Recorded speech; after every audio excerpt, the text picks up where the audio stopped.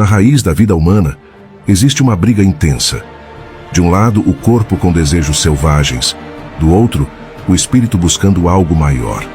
Imagine quando o rei Davi caiu na tentação do adultério. Isso não foi obra do demônio, mas um embate intenso entre os impulsos carnais e a espiritualidade. Escute com atenção.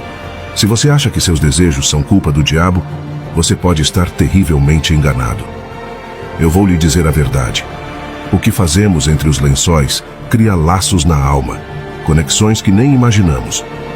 Não é só coisa de momento. É por isso que muita gente casada ainda suspira pelo ex de uma década atrás. E se você acha que o tempo cura tudo, esqueça isso. No mundo espiritual, não tem relógio. O tempo não cura nada, mas o que vamos aprender hoje, sim. Vamos entender essa realidade que vai além da paixão e do prazer físico e descobrir como nos libertar das conexões que nos aprisionam. Preste muita atenção, porque os versículos que você ouvirá agora são o segredo de todo esse vídeo. Gálatas, capítulo 5, versículos 16 a 18, diz: Digo, porém, andai em espírito, e não cumprireis a concupiscência da carne, porque a carne cobiça contra o espírito, e o espírito contra a carne, e estes opõem-se um ao outro para que não façais o que quereis. Mas se sois guiados pelo espírito, não estáis debaixo da lei. Alguns cristãos têm o hábito de atribuir tudo o que homens e mulheres fazem aos demônios. Sabemos que muitas ações dos homens são influenciadas pelos demônios, mas algumas coisas não necessitam de demônios. Não são manifestações demoníacas. A Bíblia nos diz claramente que não é preciso um demônio para cometer adultério. Está na essência da carne. A Bíblia nos diz que não é preciso nenhum espírito maligno para sair e praticar a fornicação. Está na essência da carne, literalmente. A Bíblia nos diz claramente quais são as obras da carne, em Gálatas, capítulo 5, versículos 19 a 21. Ora, as obras da carne são manifestas, as quais são adultério, prostituição, impureza, lascívia, idolatria, feitiçarias, inimizades, porfias, ciúmes, iras, pelejas, dissensões, heresias, invejas, homicídios, bebedices, glutonarias e coisas semelhantes a estas, acerca das quais vos declaro, como já antes vos disse, que não herdarão o reino de Deus os que tais coisas praticam. Vivemos em uma cultura saturada de sensualidade e livre-arbítrio. Uma cultura que te incentiva a fazer o que quer que pareça bom. Mas o problema é que as coisas que parecem boas nem sempre são aceitáveis aos olhos do Senhor. Gálatas 5 nos adverte sobre fazer o que o seu coração mandar. Há um problema que aflige a todos nós. Um problema que está em nós e é impossível se livrar dele. E esse problema é a carne. Nosso espírito nasce de novo, mas nosso espírito habita um corpo carnal. Só porque você nasceu de novo não significa que não será tentado pela carne. Querendo ou não, você será tentado. Há uma guerra dentro de você, uma guerra entre sua carne e seu espírito. Seu espírito, por ser nascido de novo, deseja agradar a Deus, deseja as coisas de Deus. Seu espírito deseja a comunhão com o Senhor, e isso é um espírito nascido de novo. Mas ao mesmo tempo, seu corpo ainda tem suas obras, essas que nós lemos em Gálatas agora há pouco. Há uma guerra acontecendo dentro de você, o espírito versus a carne. É por isso que vemos na Bíblia a instrução para despojar o velho homem e vestir o novo homem. É por isso que vemos na Bíblia a instrução para andar pelo Espírito.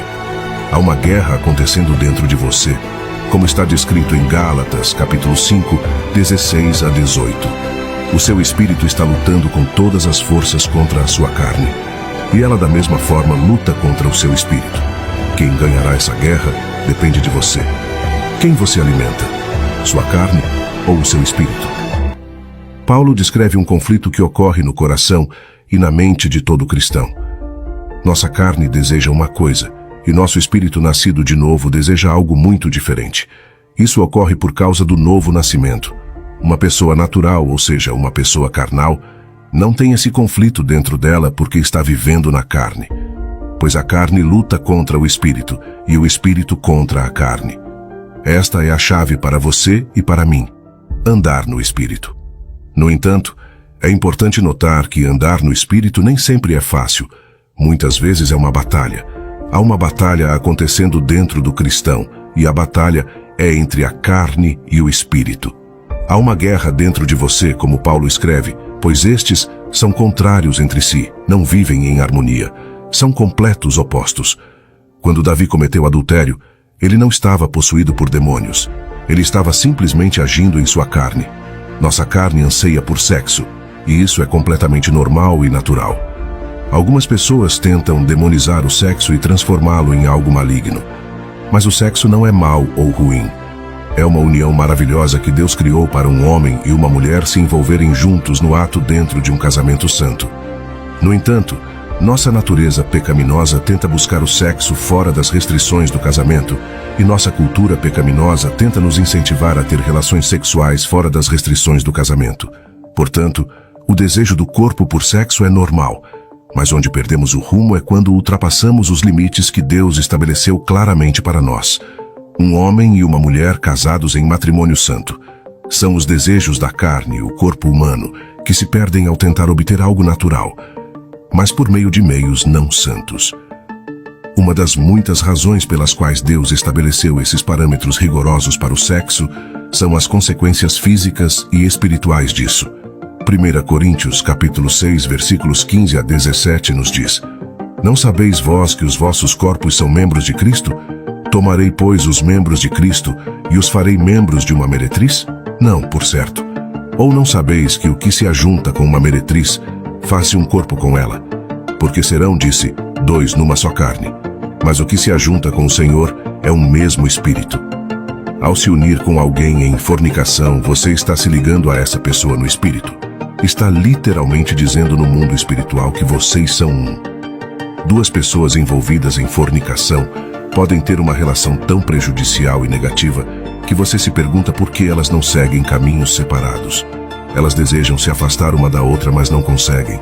Sabem que não são boas uma para a outra e desejam se separar, mas não conseguem. Você conhece alguém assim? Acredite, o nome disso não é amor. É aprisionamento espiritual. Eles sabem que a relação deles não está indo a lugar nenhum e eles querem sair, mas não conseguem. Eles sabem que a relação deles é prejudicial para ambos e querem sair, mas não conseguem. Por quê? Não é tão simples. Há uma conexão entre os dois que transcende o físico, que transcende qualquer outra relação platônica. Eles foram unidos, tornaram-se um. Você entende que há uma conexão entre eles que transcende a natureza, que transcende até mesmo este mundo. Não sabeis vós que aquele que se une a uma meretriz é um só corpo? Pois, como está escrito, os dois serão uma só carne. Em outras palavras, essas duas pessoas estão casadas no mundo espiritual. Há um status de relacionamento chamado amigos com benefícios. Uma relação desse tipo é aquela em que duas pessoas são intimamente físicas uma com a outra, mas não têm nenhum compromisso entre si de nenhuma forma. Pessoas envolvidas em uma relação de amigos com benefícios dormem juntas, mas sua relação não é romântica, não é exclusiva e não tem compromissos. Você já percebeu que em todos os casais de amigos desse tipo, pelo menos um deles começa a se apegar ao outro? Isso acontece toda vez. Uma ou ambas as pessoas se apegam, e a razão para isso é que elas estão se unindo uma à outra. A fornicação constrói uma conexão espiritual entre as pessoas. Por que você acha que as separações são tão difíceis? Quando a relação termina, você se sente perdido, como se algo tivesse sido tirado de você. Mas a verdade é que algo realmente foi tirado de você. Uma parte de você foi com aquela pessoa, e ainda está com ela. Quando terminamos um relacionamento, podemos sentir como se estivéssemos de luto em alguns momentos, porque alguém com quem você estava unido se foi. Existem pessoas que são casadas e ainda sentem falta de um ex de mais de uma década. Elas estão vivendo em matrimônio com uma pessoa, mas suas mentes e corações ainda estão ligadas a seus ex de mais de uma década atrás. Por que você acha que isso acontece? É porque eles se tornaram uma só carne com eles. Isso não é romântico, muito menos é amor verdadeiro.